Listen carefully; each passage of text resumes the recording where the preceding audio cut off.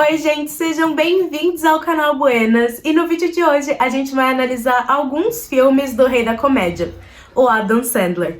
Sim, a gente tá autodenominando ele como o Rei da Comédia, e se você não concorda, uma pena. A gente vai falar especificamente dos filmes Como Se Fosse a Primeira Vez, Esposa de Mentirinha, Gente Grande e de bônus, Clique.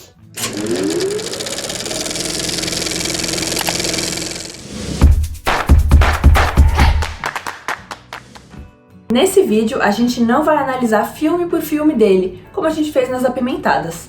Porque, já aprendemos a nossa lição e ninguém precisa de um vídeo tão longo como aquele. Então, pra gente entrar um pouquinho na mente do Adam Sandler, vamos tentar notar algumas semelhanças entre os filmes dele e entender o que faz eles sempre terem sucesso. Para começarmos bem, vamos falar logo de cara, como em quase todos os filmes do Adam, somos apresentados a um romance muito fofo, mas em condições nada normais.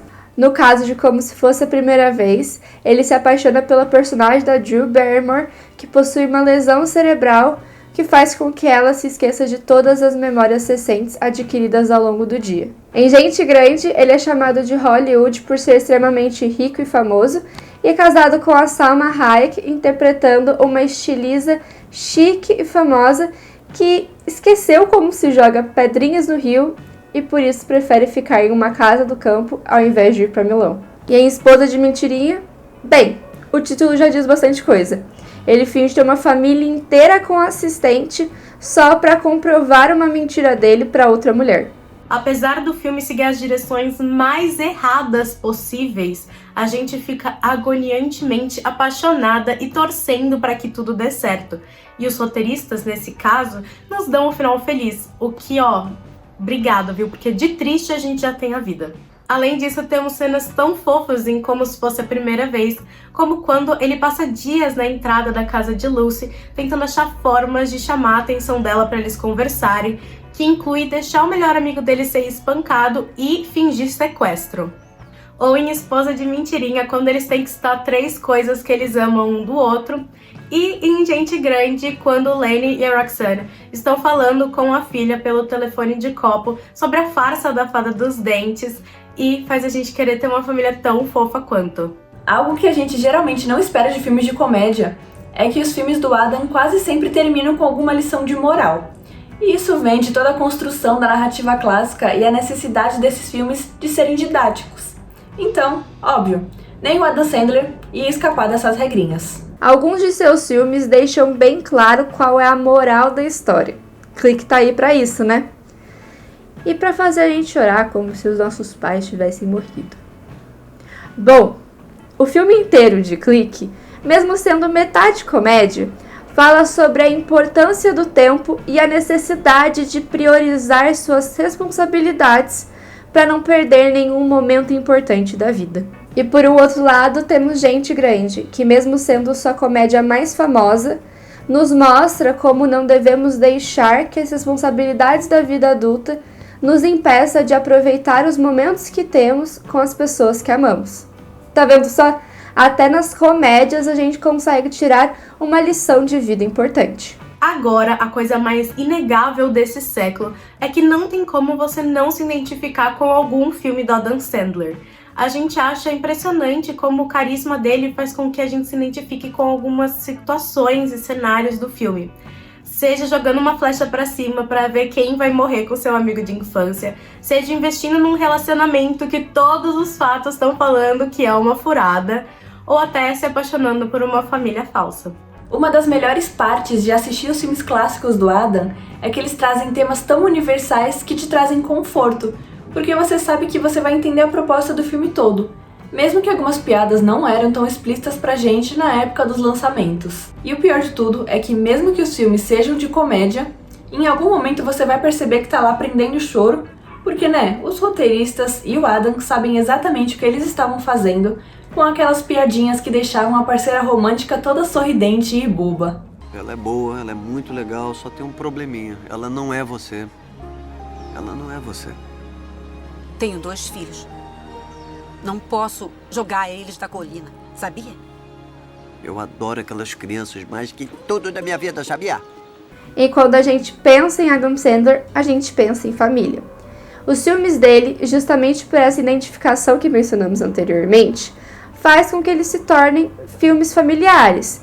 E mesmo que tenham umas piadas um pouco adultas demais, quando vemos eles na infância, essas piadas passam batida, porque nós não entendemos elas logo de cara.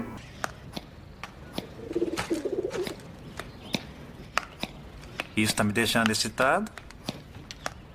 Tá. O foco desses filmes são as histórias. O romance improvável entre duas pessoas, um homem que se joga no trabalho para sustentar a família, amigos se reencontrando em um momento difícil da vida. Essas são histórias sobre famílias, sobre a construção de uma família, seja ela no sentido literal ou uma família de amigos.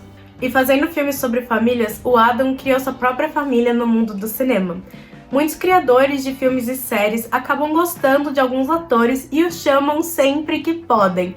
Isso acontece com grandes nomes como a Shonda Rhimes, o Ryan Murphy e até o Adam Sandler. Então a chance de se assistir um filme dele e ter o Rob Schneider, o Kevin James, a Drew Barrymore ou a Jennifer Aniston são grandes. Mas como nem tudo na vida é perfeito, apesar dos filmes citados serem muito bons e engraçados, algumas piadas ficaram batidas.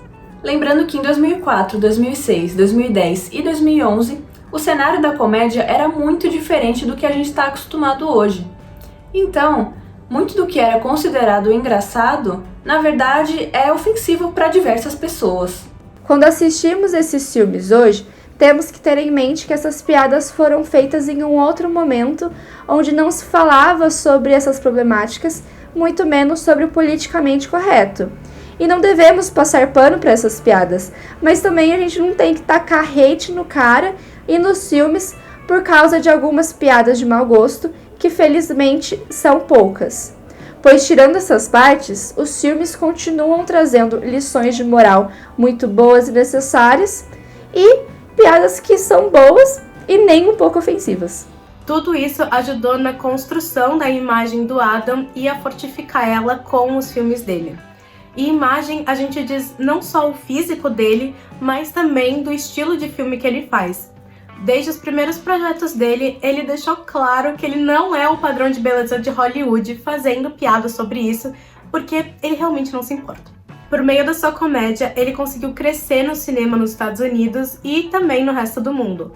Assim, ele ganhou poder sobre Hollywood para poder falar foda-se e se colocar como o cara, o interesse romântico das mulheres, o mais desejado, tanto que ele faz sempre o interesse de mulheres maravilhosas como a Drew Barrymore e a Jennifer Aniston. E isso contribuiu na construção dessa persona que ele representa. Um cara estranho, que sempre usa as mesmas roupas, é muito engraçado, tem histórias maravilhosas para contar, o emprego que ama, a mulher perfeita e os planos de ter uma grande família. É praticamente o manuscrito do sonho americano, e juntando isso com um final feliz, os filmes dele fazem com que o espectador busque o seu próprio final feliz. Mas faz tempo que o Adam Sandler faz um filme como esses. Talvez filmes como Gente Grande, Esposa de Mentirinha não funcionem hoje por causa dos novos estilos de humor que vemos com o aumento de criadores de conteúdo no Instagram e no TikTok. Claro que a comédia dele não é para todo mundo, mas pelo fato que muitos de nós víamos ele nas férias e na famosa Sessão da Tarde, a gente cria um apego emocional e continuamos amando os filmes dele, mesmo com suas problemáticas. E afinal, o que o Adam Sandler tá fazendo hoje em dia? Bem, ele ainda continua trabalhando com comédias, até que ele tá fazendo Mistério no Mediterrâneo 2, mas ele tá provando que ele consegue ir pra algo mais dramático e algo mais sério nesses últimos tempos. You don't know what you're doing. Adam Sandler? Yeah, that's right. I collect antiquities. I'm a serious person. I'm writing a movie right now about the Russian Revolution. Oh, really? Who does Kevin James play in it? It's a serious movie. Trotsky. Ah, there it is. But he's got a wife who never wears a bra. I think you're gonna like it. Thanks for dressing up, by the way. O seu filme Joias Brutas foi muito bem premiado em festivais internacionais e em 2022 ele lançou um drama esportivo chamado Hustle. E esses projetos foram muito bem, ótimos, mas a imagem que a gente vai ficar dele vai sempre ser desse cara estranho, mas charmoso, que consegue fazer as mulheres se apaixonarem por ele novamente todos os dias. Será que algum dia vamos superar os filmes do Adam Sandler? Não. Será que eu vou continuar chorando toda vez que eu assistir Clique? Provavelmente. Então, gente, por favor, não me deixa chorar agora. Compartilhe esse vídeo com algum amigo que ama os filmes do Adam. Até a próxima! Eu não acredito que vocês deixaram a Maya jogar uma flecha pra cima, gente. O problema é que a gente não sabe se foi uma flecha. Ela jogou alguma coisa, o que a gente não sabe. Esconde essa merda antes que a Mayara pegue de novo e a gente pare numa toque-toque.